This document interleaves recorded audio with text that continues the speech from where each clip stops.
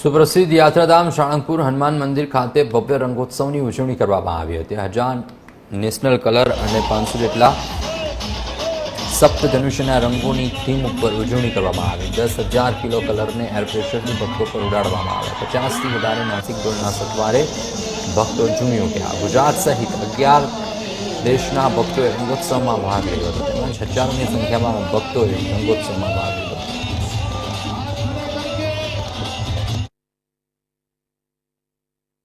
આજે સાળંગપુર કષ્ટભંજન દાદાના દરબારમાં ગુજરાતની સૌથી મોટી રંગોત્સવ ઉજવવામાં આવ્યો છે। અહીંયા હજારો લાખોની સંખ્યામાં યુવાનો આજે દાદાના ભક્તિના રંગથી રંગાયા છે। વર્ષો પહેલા સ્વામિનારાયણ ભગવાન આ ધરતીને ભક્તિના રંગથી રંગી હતી અને આ બહુ મોટો હોળી ઉત્સવ રંગોત્સવ કર્યો હતો।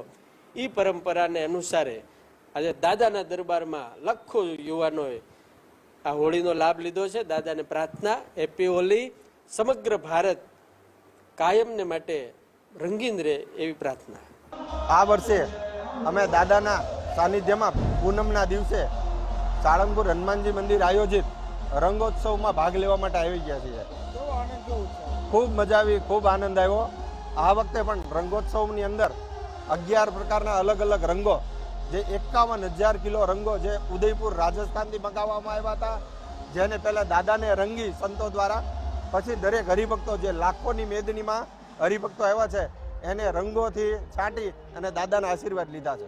બહુ જ મજા આવી અને બહુ જ અમને ઉત્સાહ હતો કે અહીંયા સાળંગપુર જઈને હોળી મનાવશું, પણ અમને હવે જે વિચાર્યું હતું એના કરતાં પણ વધારે અહીંયા મજા આવી છે સાળંગપુરમાં હોળી રમવાની। અમે પહેલી વાર હોળી રમવા માટે આવ્યા છીએ, ગઢડાથી અમારા પરિવાર સાથે અમે હોળી રમવા માટે આવ્યા છીએ, એટલે ખૂબ જ મજા આવી। બહુ મજા આવે છે અહીંયા આવવાની અને વ્યવસ્થા બી એટલી બહુ સારી છે। ફૂલ પબ્લિક છે, કોઈ જાતની એ નહીં। ના અમે દર વખત આવીએ છીએ। ગુજરાતમાં ફર્સ્ટ નંબરની હોળી દાદાના ચરણોમાં ઉજવાય છે।